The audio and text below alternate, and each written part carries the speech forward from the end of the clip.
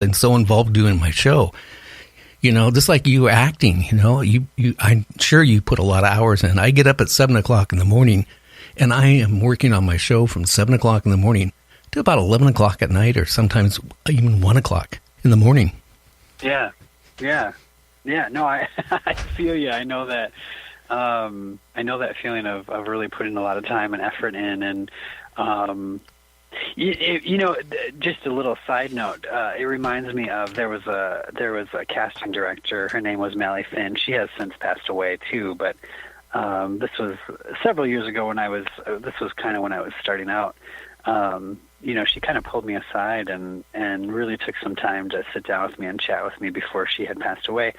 And it's so interesting how it's those little kindnesses and things like that can mean so much to somebody's career and so much to what we're doing as be it radio or acting and things like that. And it speaks a lot to art. That's cool. Yeah. In fact, I'm going to be doing a show this Sunday with one of his, distant friends who's an amateur radio operator, and was talking to Art all the time on the amateur radio. And he's going to be on the show, just sharing some stories, talking to Art on this Sunday. Now, getting to you, what got you into well, I don't want to keep talking about Art. I mean, otherwise you're going to hear me. You're going to hear me get sobbing here on the radio, and I don't want to do that. Oh no, I'm so happy that you shared that about Art, Bell, and I think it's just an awesome little tidbit to know about him and you, and I'm glad to hear that you shed a tear since you were 10 years old. That's a long time not to cry, by the way. You must not watch a lot of scary movies or something, because I don't know, do people cry when they watch scary movies? I guess they don't. I guess they get more scared. I get to the point, I watch horror movies and sci-fi movies. Like, that's the only thing I watch. If I'm going to watch TV, I don't even watch the news anymore, because that's more depressing than anything. So I go, there's a cable channel called Comet and then Sci-Fi. And if I don't like what's on Sci-Fi, I go on to Comet and watch all these horror movies that were made like in the 40s and 50s and 60s that, well, I don't know. They look like they were done on a $20 budget. Well, you would probably enjoy a fair amount of the movies that I have acted in then, because I got my start working on very, very shoestring budgeted movies, and I really literally out of high school and stuff, I was like, I want to be an actor. So I didn't go to college to be an actor. I really started working with student filmmakers. And from there, kind of started to build up experience, and started to work my way into, like I said, the first horror movie actually the first movie which just happened to be a horror movie was in California, and it was called Intermedio. And that, it's interesting because that was shot on film, which a lot of people nowadays would be like, oh my gosh, what? Because film is quite expensive to shoot on. Oh yeah. Yeah, so it's interesting because it's a lower budget horror movie, but they shot on film. It's kind of one of those odd. I don't even know why they shot on film, because at that point they could have shot digitally, but they shot it on film, and it was an interesting experience. That being my first little movie to shoot. I was fascinated with the kind of the plot of the story. It dealt with drug cartels down on the border of Mexico, where people would be, they'd be running through these tunnels carrying drugs, and it just so happened that, my character and several other characters kind of get involved in this, but we start to realize that there's something in the tunnels that's not quite, there's ghosts, and there's people that are in between dead and alive, and they're kind of trying to get out. And there was just some really fascinating things, plot points that I was fascinated by as an actor, was because they really, in the script, they really dived into the backgrounds of each ghost and kind of how they ended up, where they were, and why they weren't kind of able to resolve the issues that they had. And I don't know. I guess I'd say there was a lot of story behind the ghosts. It wasn't just. I'm assuming because you've seen a fair amount of horror movies as well. Oh yeah. There's those ghost movies where they really don't explain much, which those can be fun too. But I don't know. This one was intriguing to me that way. Wow.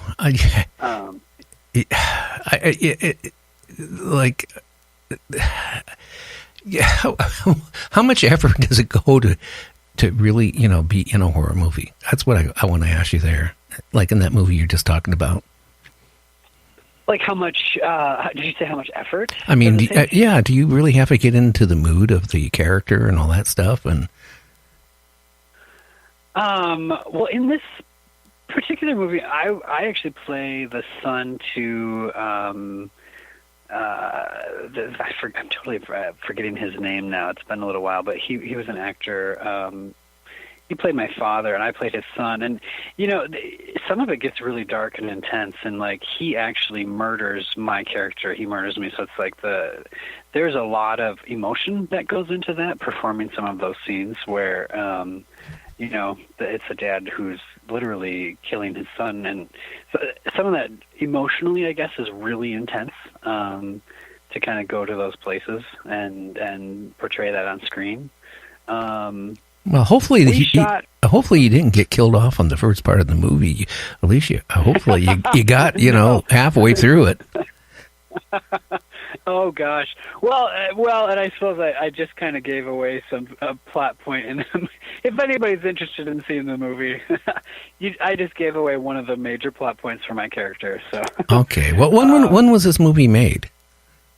This was made. This was made in 2005. I want to say. So it was a while back. Okay. It was a while back. So yeah. that means people have seen it. Yeah, if people have seen it or if they're interested, I mean, yeah, absolutely. But as far as like how much goes into making the movies, like we shot in the Mojave Desert there, in some caves and tunnels there, for a little over 2.5 weeks, something like that, and those were full, 14-hour days and stuff. So a lot went into it. Wow. Did you see any of those big creepy spiders and that stuff in that cave? I actually was not happy to see, because they had my character. I mean, he was crawling around literally underneath like some like campers and RVs, and like my character, he crawls underneath them and to try to get away from some of the bad guys. And it was later that I realized there are rattlesnakes, and oh yeah, So in one of the caves, actually, we came across, it was like, there was a couple of rattlers in there, and coming across them, it just really struck me, because I hadn't been thinking about that too much when I was working in some earlier scenes during the day, and I was just like, oh my gosh, this is something to be aware of, because rattlesnake bites are not anything to play with. Oh yeah, I used to be really heavy in photography, and I went up to a place, up by Yakima House, Spokane, up in the desert, but not so much there. It was like, I think actually when I was in, I'm trying to think, up past Reno, going through some of those deserts. I got off my motorcycle back about 2 years ago. And I stepped to get some pictures, and I started hearing this weird noise, and I looked down, and there was like about 8 or 9 snakes right by my feet. Talking about, if I wasn't dehydrated from the temperature being like about 120 degrees, I probably would have peed my pants. That's how scared I was. And I did the dumbest thing in the world. I did like a little jumpy dance and took off, and I was lucky I didn't get bit. But if I would have, I was like probably 90 miles away from any doctor or anything. That would have been bad. That would have been very bad. That would have, it's interesting though, because you always think, like when you're in the desert or something like that, like this is making me remember another film that I worked on called Dust of War. Okay, when did that one come out? That one came out not too long ago, actually. That was, what was that, 2013, Dust of War came out, so a few years ago. Okay. And that one actually, we filmed in the plains of South Dakota. Oh, wow. Yeah, there's rattlesnakes there. Yeah, and I actually, we were filming, and they had us go out onto set. They had some RVs and campers and stuff kind of as the base camp for us, and going through wardrobe and getting costumes and all that stuff. Because the film has a really interesting vibe to it.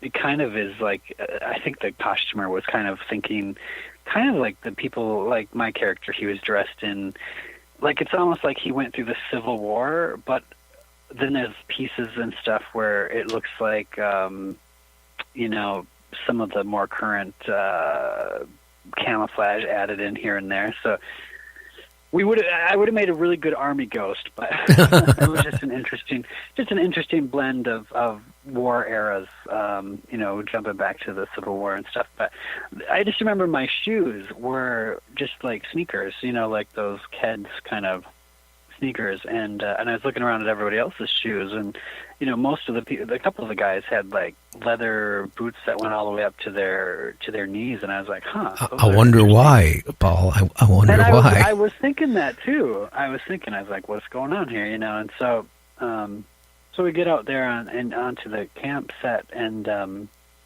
they had a snake wrangler come over, and I was like, I had never really heard that term before. I was like, okay, snakes, a snake wrangler. I was like, well, so what do you do? And she's like, oh, I'll tell you here in a minute. Everybody needs to circle up. And she's like, there are rattlesnakes everywhere out here. Like, and she's like, and where we're filming, there's these huge, kind of remnants of I don't know what the heck was built out there, but in this plain, there's like these huge slabs of cement. And then there's rocks, and then there's, field, and then more slabs of cement. And, we were filming all over that. And she's like, this is like the perfect hotbed for rattlesnakes. Yeah, I was just going to say that, Paul. I was going to say that. That's it's and of course that's exactly where we're going to go and film, because, obviously let's bring our actors right into the middle of a hotbed of rattlesnakes. I don't know. And so she's saying this, and she's explaining, she's like, so how we are going to get from the camp here is we're going to walk single file down into this field and through all of these boulders of cement, and then we're going to go to where the camera's set up, and, we'll walk single file. And there's about 20 of us. And I was like, at first I started laughing, because I was like, are you kidding me right now? Like, why are we walking single file? And she's like, well, here's what happens. If anybody in the line, you hear a rattlesnake or you see something, or, if you start to hear anything, she's like, you have to stop. You have to stop moving. She's like, do not make any sudden movements. Just pause, and, please do not freak out and scream or anything like that. She's like, just pause and just say rattlesnake. And she's like, I will come. She's like, everybody in the line should stop. And I will walk back, and I will, I'll do whatever I need to do. She's like, I'll have my, I don't know what they call it. She has like a stick thing that has a thing on the end so she can grab them.